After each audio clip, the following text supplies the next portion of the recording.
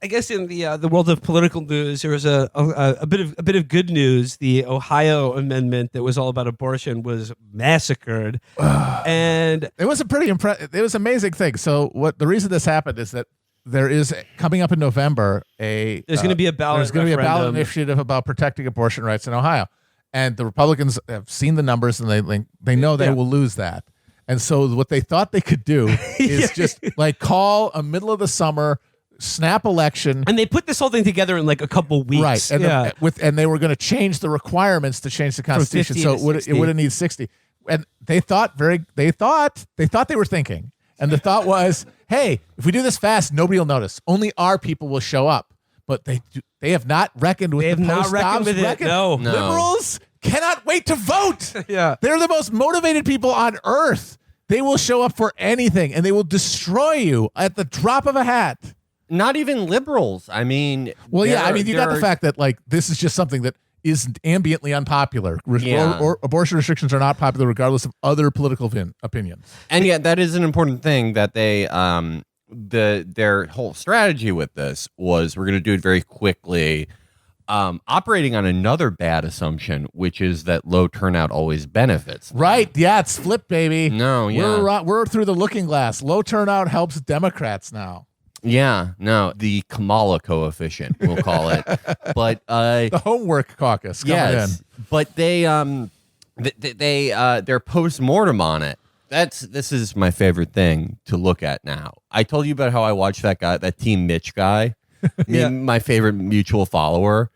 Basically the consigliere of Team Mitch. He's a freaking rhino, Felix. Yeah. But like they every time they do something like this, and you always know what the strategy is beforehand. This time it was we're going to do it really quickly. No one's going to know what this is. Low turnout, et cetera, et cetera.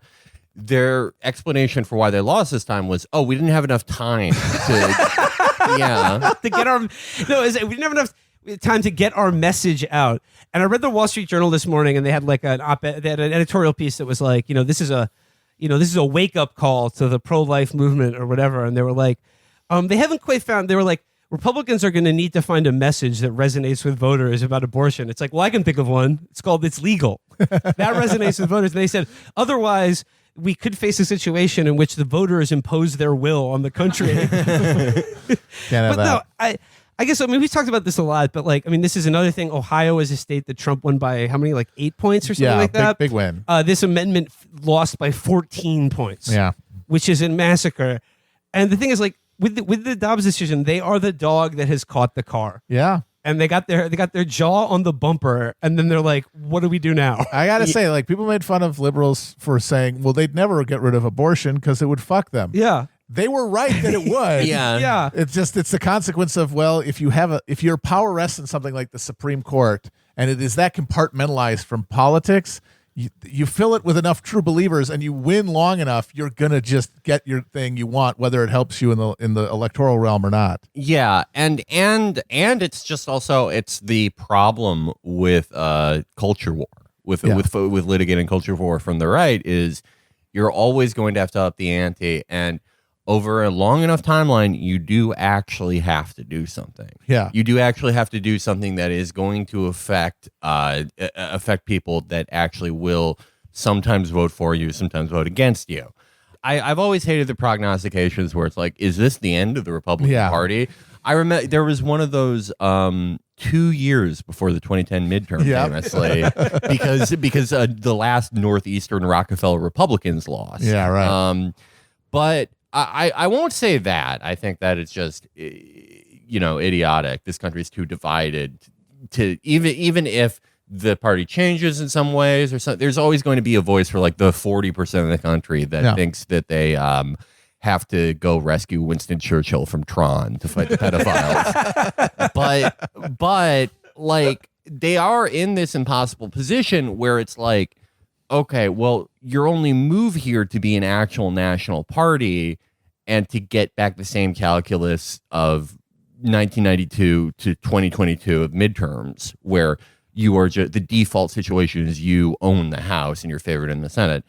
The only way to get that back would be to roll back an abortion, but can you do that without I don't know, 30 or 40% of your party completely rebelling and having just as bad results, just in a different way. Yeah. I mean, I say it's the dog that caught the car moment, because catching the car in this, like the Dobbs decision, what that did is it brought into stark relief, and there's no getting around the fact that like the Republican Party, they're like the people who want abortion to be illegal in this country are 30% of the country, and 70% of us are the rest of it. And before Dobbs, the media and everyone else was happy to pretend that it was basically 50-50. Yeah. Yes. And it brutally, completely is not that case. Yeah. And you're seeing that in states like Kansas, Michigan, Wisconsin, Ohio, Kentucky. Like these are, somewhat red or very red states. And on this issue, like now that they've caught the car, they have to own the fact that they are a total minority in this country. And it's going to be harder and harder to pretend that the situation is anything other than what it is. Well, abortion is like it's like a relic of the past in some ways, because it's one of the last things where we have something close to consensus majority reality on. Yeah. It's, people talked about how surprising the Kansas referendum was, but Kansas, to a lot of people who closely follow the issue, wasn't that surprising, because there has historically been a pretty vibrant pro-life side or pro-choice side, in Kansas. And normally, like in 2016 in presidential elections and midterms, that like doesn't matter. Issue polling doesn't matter, et cetera, et cetera. There's everyone is divided. These states are always going to break in a certain way. But because this is an issue that escapes the breakdown of everything else, it still has salience in a way that single issues would have had, 40 or 50 years ago. What do you do here? What the fuck do you do here if you're them? They are really struggling. Like at the national level, it seems like with the consensus position among the Republicans, for example, running for president, is to say it's up to the states. We're not going to pursue any federal legislation, except for Mike Pence, of course. Yeah, but like they said, like it's a state issue. That's when they all assumed that the states would make it illegal. I mean, well, the thing is, like, what their hope for is that can, in the federal level, subdue it as a salient issue for voters. Like they might not directly relate like the availability of abortion in their state, for example, to who becomes president. If they're able to like push forward with this, it's not a state concern. But the problem for them is that only works if you can make that avowal and then tack somewhere else and talk about something else. And this Republican Party is incapable of doing the one thing that it would need to do to stay viable in the near term, talk about bread and butter economic issues. They can't do it. This party is not built to do that thing. And it's not like let's use another set of Republican policies, for example. Like the Rick Scott economic agenda, right? Like that thing is wholly unpopular. You need to sort of do it covertly. You can't even say it's your agenda. Right. You can't say it's your agenda unless you're Rick Scott. Yeah. But you have the advantage of like at least knowing that even your voters don't want it, right? Yeah.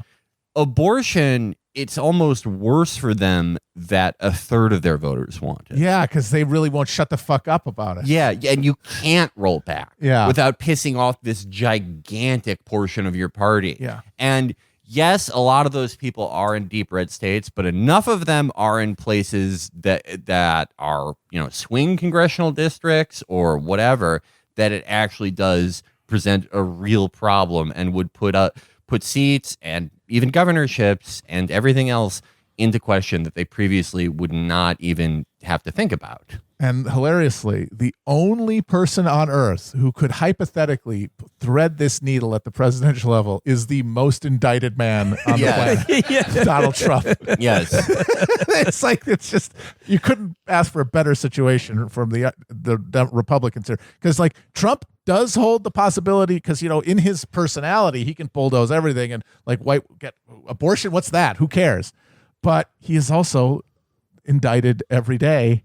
And it's amazing. It's an amazing situation. Trump could do one of two things, right? He could either like pass something that's like a version of Roe v. Wade, but like I don't know, there's some Obamacare provision where you can only get abortions from like this one Republican donor who's connected to Falun Gong.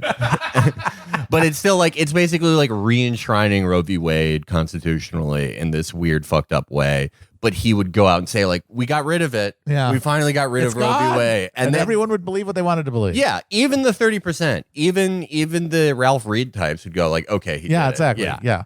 But, or he could go in the other direction and be like, I saved abortion. And that would still galvanize the liberal side, but it would unite the Republican side like enough. But yeah, good luck. Yeah. Good luck with all of it. It's fascinating too, because Trump has gone on the record saying this is a mistake. The Dobbs was a bad idea. This is going to hurt you. And if it had been up to him, he would have not ruled that way. But it was his appointments that made the fucking ruling. Like, he did not do some long-term Machiavellian scheme to get like secretly pro-life guys on there. Everybody that they gave him, every name on that list, and they get him in there, they're going to fucking overturn Roe. And even though he didn't want that to happen, and now he has to run with Dobbs on his fucking shoulders, he's the one who made it happen. Pragmatic, like pro-Trumpers, like the type you only see online, like people on Trump's side who aren't like as anti-choice zealots as some of the others in the party are. They, with everything with Trump, including like abortion issues and foreign policy especially, they talk about Trump like they talked about Tommy Robinson, the great white hope. He's such a great talent, but he just surrounds himself with such bad people.